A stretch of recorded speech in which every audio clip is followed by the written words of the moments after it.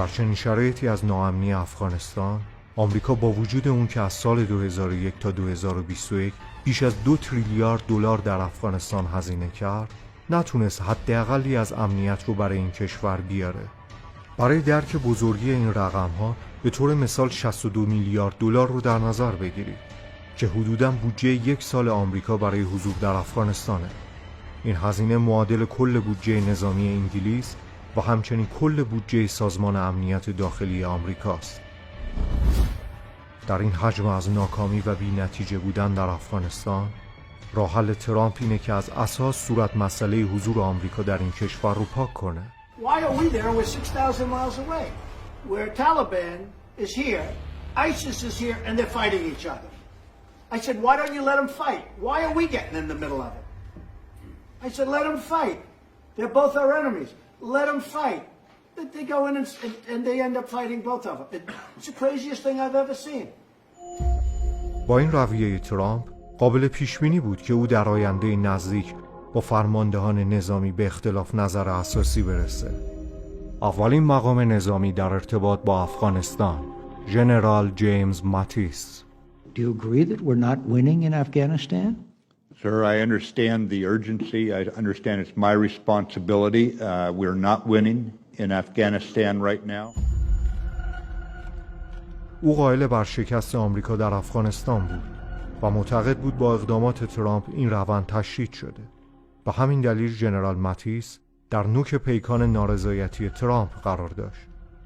ترامپ با توجه به مشی اقتصادی و تاجر مسلکانه‌ای که داشت، در پی کسب سود از افغانستان بود، یا حداقل هزینه‌ای که صرف جنگ افغانستان میشه به آمریکا برگرده. بلاکواتر نامی آشنا در میان شرکت‌های خصوصی نظامیه. اریک پرنس مدیر این شرکت که سمت مشاور غیررسمی ترامپ در امور امنیتی رو داره. پرنس سعی میکنه پاسخی بر مسئله افغانستان ترامپ باشه. او طرحی رو برای حل مشکل عدم سوددهی افغانستان به ترامپ ارائه میده. اول از همه اریک پرنس خوب میدونه که ارتش آمریکا در جنگ افغانستان شکست خورده. The mighty US military, the most powerful and expensive military in the history of mankind, gets defeated by largely illiterate goat herders using very simple weapons, AKs, PKs, Dishkas, and homemade explosives. Please, be honest with ourselves. Who could say that our 17 years, trillions of dollars, 2,400 US dead, tens of thousands of wounded, has been a raging success? I would disagree. دومین که خصوصی سازی کامل جنگ افغانستان و به زعم اریک پرنس هزینه به مراتب کمتر. I've laid out this plan, this alternative that comes in at less than 8% of what the Pentagon is spending. و سوم نقش معادن افغانستان در سوددهی و بازگشت هزینه‌های جنگ. Look, I've got a lot of other things. I spend most of my time mining and looking for natural resources in weird places of the world. This would be a passion project. The private sector can do this. The business of America is business. It's not warfare.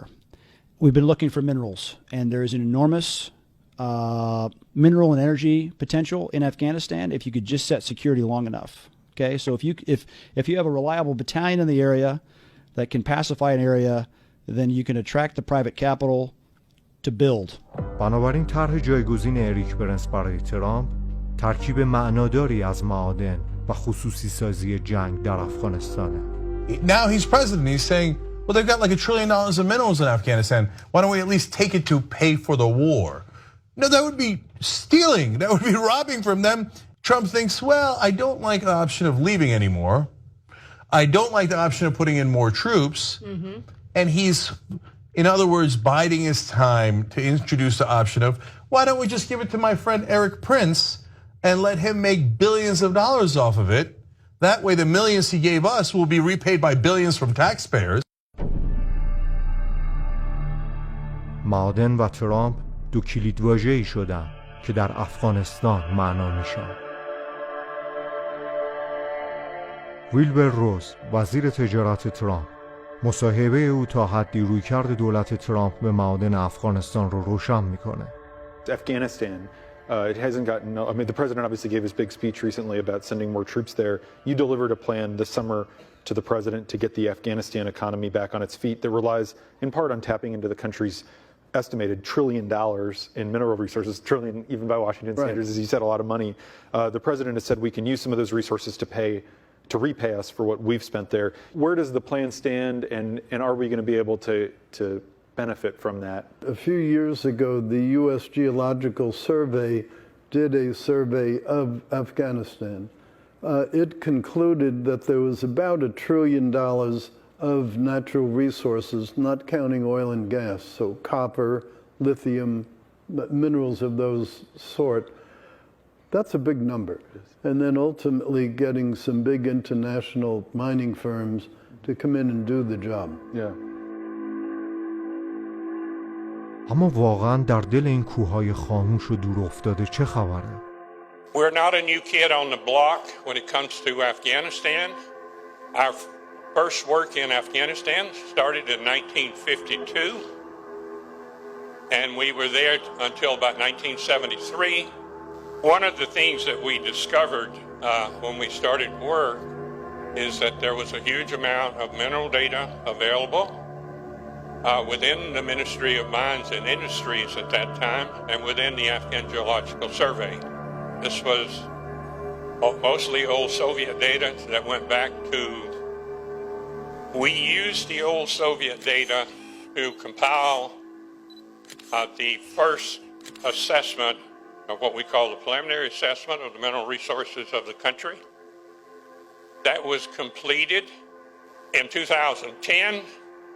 We were approached by the Department of Defense and they asked us whether or not, or how could they basically increase interest in the development of these mineral resources in these boxes. And we told them, we normally do not go beyond what you see, but if you want to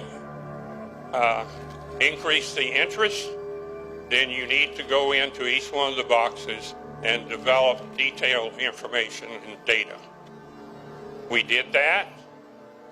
This block map basically includes metallic minerals, industrial minerals, and locations for gemstones or precious stones. So it's a full look at the mineral resource assessment as we look at them in USGS. That confirmed basically that we were right in our assessment because we found what we should have found there.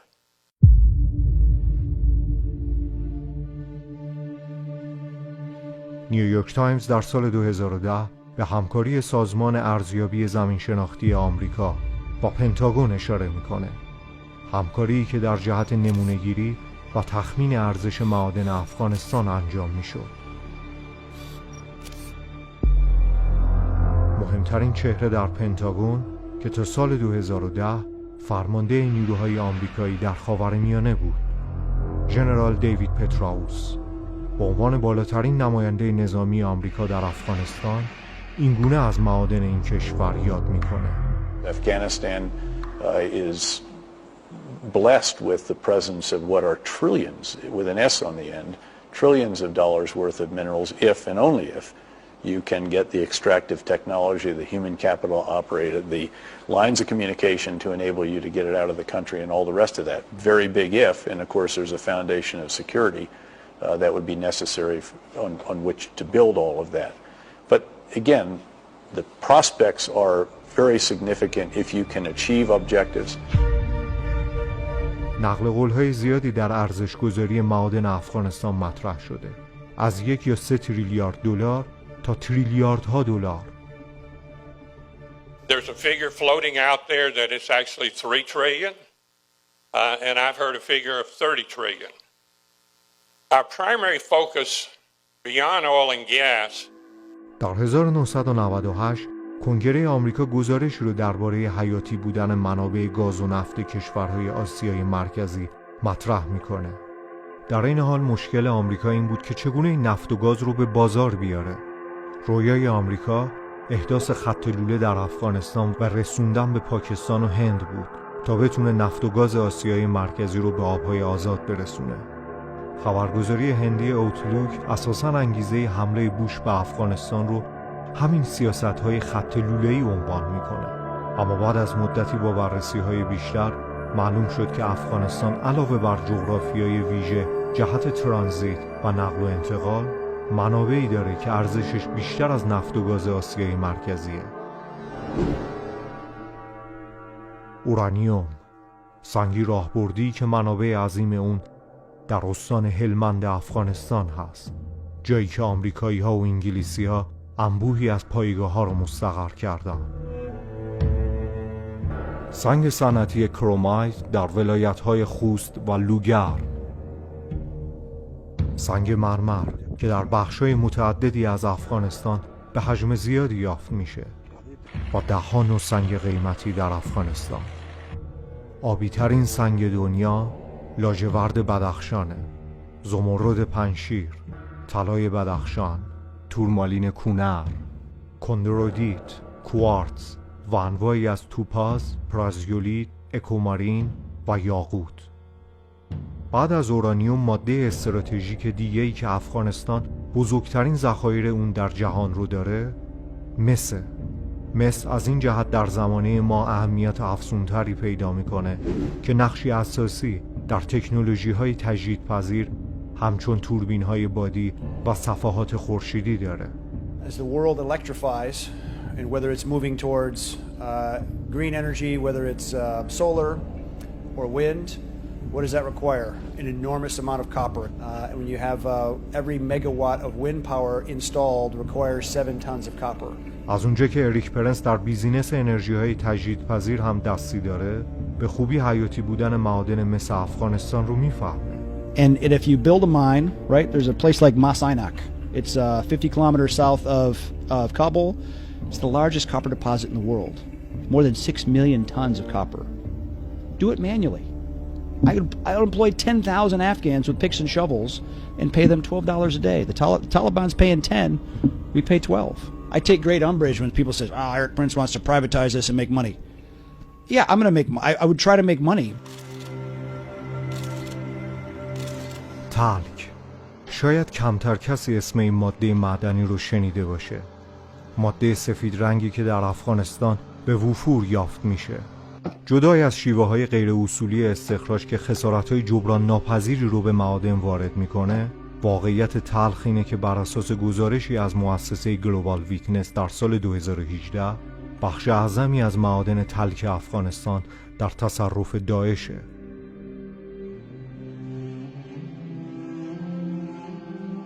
این گروه با استخراج بیرحمانه تلک و قاچاق اون منابع مالی قابل توجهی رو به دست میاره.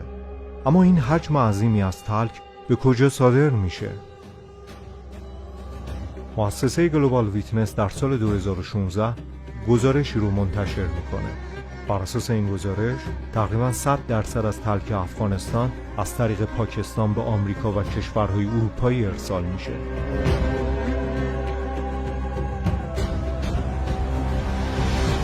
و آمریکا غیر مستقیم از حضور داعش در افغانستان میتونه سود ببره، چون به راحتی بدون اینکه هزینه امنیتی رو متحمل بشه به تلک ارزون قاچاق میتونه برسه. به همین دلیل حدس زدنش زیاد سخت نیست که چرا آمریکا اراده جدی برای از بین بردن داعش در افغانستان نداره. تلک ماده مهمی برای بسیاری از صنایع است. صنعت پلاستیک، صنایع رنگ و سرامیک. اما تلک ترکیب اصلی برای کالای ناماشنای دیگه هم هست. پودر بچه. برند معروف آمریکایی جانسون جانسون یکی از بزرگترین مصرف کننده های تلک در جهانه. پیتر فرانکوپان، نویسنده و پژوهشگر انگلیسی، بیان قابل توجهی در نسبت دادن میان تلک به کار گرفته شده در پودر بچه و داعش داره. The relationship between baby powder and global world power. Can you expand on that sort of dilemma a little bit? Talcum powder is the softest powder known to mankind, right? And it's found, like lapis and like gold, almost exclusively in Afghanistan. And ISIS-K, which is sort of the Central Asian variant of ISIS-Daesh. So ISIS-K have been very effective in trying to work out what assets produce cash. And one of the things they've targeted are the talcum mines in Afghanistan. And that brings them estimates around about, Global Witness did the work on this, somewhere between $20 and $30 million a year minimum. And that's quite a lot of cash. That powder has come from probably ISIS-controlled territories shipped out through Pakistan through legal or illegal. ولایت غزنه، دشت نوار. در قلب این دشت یکی از خاص‌ترین ضرورت‌های بشر امروز قرار داره. لیتیوم. خیلی‌ها به این ماده نفت قرن 21 میگن. Lithium in Afghanistan. So certainly the lithium deposits are not that common. These are salts that rapidly erode into the ocean. So finding them on land is difficult. With the rise in the electronics industry, the need for lithium is only going to increase. And so you can imagine these are worth quite a bit of money. هر وسیله الکترونیکی که شارژ میشه و هر چیز دارای باتری نیاز به لیتیوم داره. اتفاقی که در زمانه ما موجب شده تا نیاز به لیتیوم چندین برابر بشه، فراگیری روزافزون ماشین‌های برقیه. فعالیت اریک برنس در حوزه ماشین‌های الکترونیکی میتونه دلیل دیگه‌ای از دلبستگی او بر معادن افغانستان باشه. Working on a fund, a bigger investment fund to do some of the strategic minerals that you need to make electric vehicles. Right, there's a big shift coming in electric vehicles. Electric vehicles are coming. حجم عظیم منابع لیتیوم افغانستان موجب شد که تعبیری شهرت پیدا بکنه. افغانستان عربستان سعودی لیتیوم است. And the New York Times described it very, very well, calling Afghanistan the lithium country, the Saudi Arabia of lithium. So where Saudi Arabia is the oil capital of the world, Afghanistan will be the lithium capital of the world. جسی ونتورا، فرماندار ایالت مینسوتا از 1999 تا 2003 و از سیاستمداران با نفوذ در اکثر دولت‌های آمریکا بوده و از دوستان قدیمی دونالد ترامپ. در سالهای اخیر انتقادات و افشاگری‌های او علیه سیستم سیاسی آمریکا بحث‌های زیادی رو به دنبال داشته. By the way, I now know why we're in Afghanistan. Why is that? A month ago they announced it's got the biggest lithium deposit in the world. Or batteries. Sure. Every cell phone, every computer, everything runs off of lithium. Cars are going to run off it. And we're still buying that we're there to fight terrorism and the Taliban. Give me a break, it's a red herring. The whole war on terror is just a red herring to get what they want to do. It's the lithium. What do you think we're there? Iraq's the oil. مؤسسه تحلیل تکنولوژی ونچور بیت تعبیر عجیبی رو به کار برده. آینده سیلیکون ولی ممکن است بر کوههای افغانستان متکی باشه. سیلیکون ولی منطقه‌ای در جنوب شرقی سان فرانسیسکو در ایالت کالیفرنیا است که به نوعی پایتخت تکنولوژی آمریکاه. اینجا جاییه که ده‌ها شرکت بزرگ همچون تسلا به لیتیوم نیاز حیاتی دارن. Basically extract the lithium from the ore. ترامپ در راستای استراتژی بازگشت هزینه جنگ افغانستان یکی از بزرگترین سرمایه‌گذاران معدنی دنیا رو ملزم به ورود در معادن افغانستان میکنه. چنانکه وال استریت جورنال بیان میکنه، هدف ترامپ قراردادهایی در طلا و مس افغانستانه. اما این سرمایه‌گذار کیه؟ و از مدیران سابق بانک آمریکایی جی پی مورگان بود. JP Morgan is right now the biggest bank in the United States, probably in the history of the United States. Right now they're also the biggest bank in the world by market capitalization. بانکدار و شخصیتی پنهان که از او هیچ مصاحبه رسمی و عمومی وجود نداره. به او لقب پادشاه معدن رو دادن. سرمایه‌دار انگلیسی به نام ایان هانا. ورود او به افغانستان به چندین سال پیش برمیگرده. او در سال 2011 مجموعه‌ای از شرکت‌های زنجیره‌ای رو در خصوص معادن افغانستان ایجاد می‌کنه. این شرکت‌ها بیشتر جنبه تحقیقاتی و آزمایشگاهی داشتند و در طول چندین سال به نمونه‌گیری و بررسی معادن افغانستان می‌پرداختند. اما بعد از چندین سال بررسی و نمونه‌گیری، در سال 2018 زمزمه بزرگترین قرارداد غربی‌ها در معادن افغانستان به گوش میرسه. طلای بدخشان و مس بلخاب با چشماندازی از ایجاد 13,000 شغل و تأثیر 1 میلیارد دلاری بر اقتصاد افغانستان. اما این قرارداد به شکلی نامتعارف و پنهانی در سفارت افغانستان در واشنگتن امضا میشه. از یک سو ایان هنام در سفارت حضور داشت و از سوی دیگه برخی از سیاسیون افغانستان. نامتعارف بودن این قرارداد از همون ابتدا گمانه هایی رو در پی داشت. چنانکه نیویورک تایمز هم از نگرانی‌های حقوقی و نامتعارف بودن این قرارداد بزرگ پرده برمی‌داره.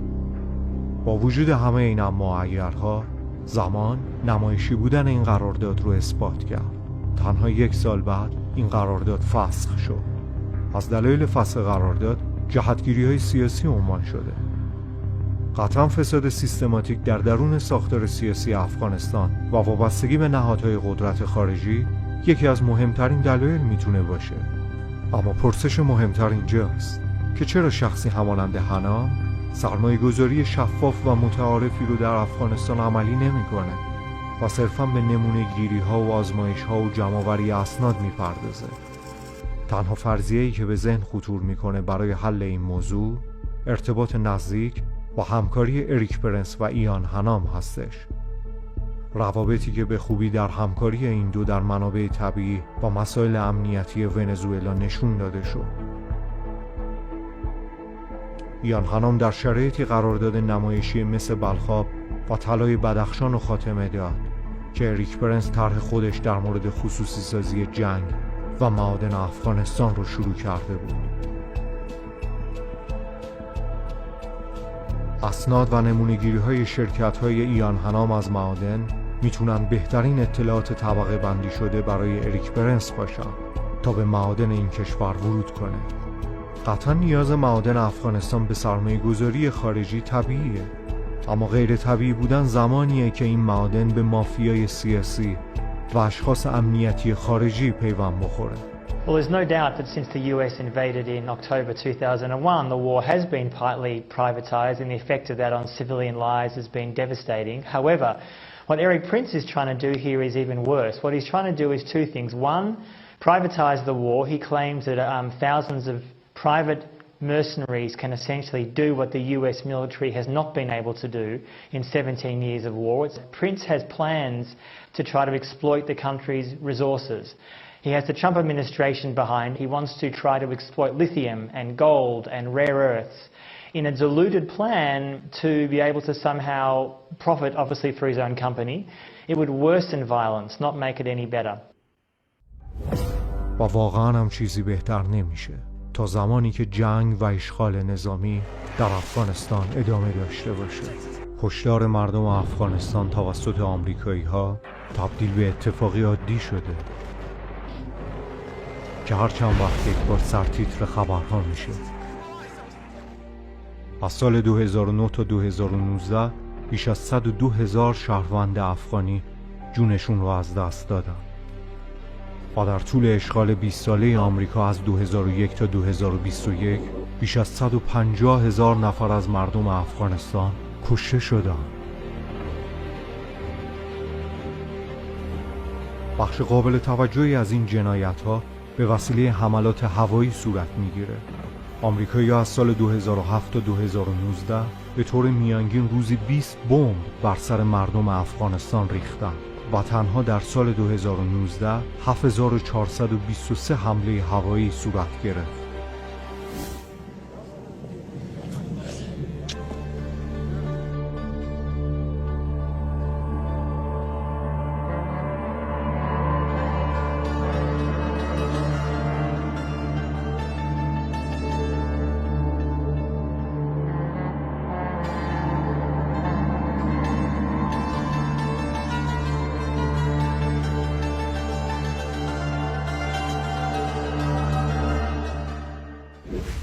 It looked like nothing was happening.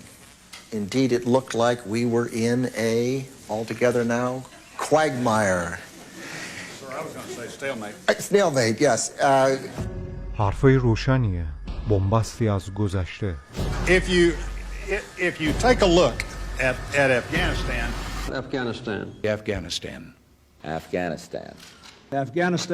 The United States of America is a friend to the Afghan people. And end the war in Afghanistan. Get out of Afghanistan. و اما امروز My name's Joe Biden.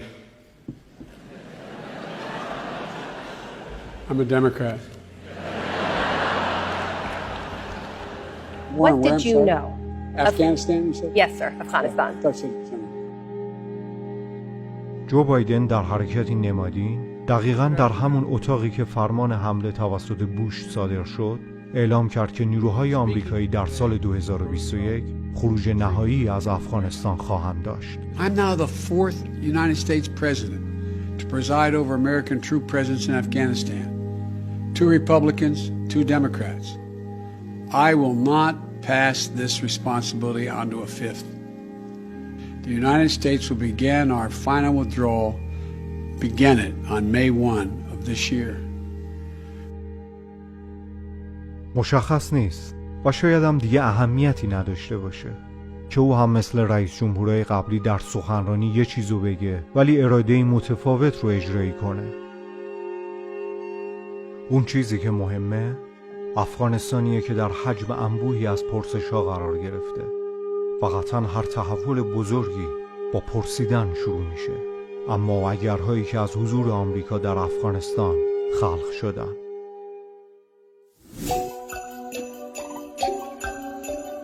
آیا با خروج ارتش و تخلیه پادگان‌های آمریکا ما شاهد جنس دیگه‌ای از حضور آمریکا هستیم؟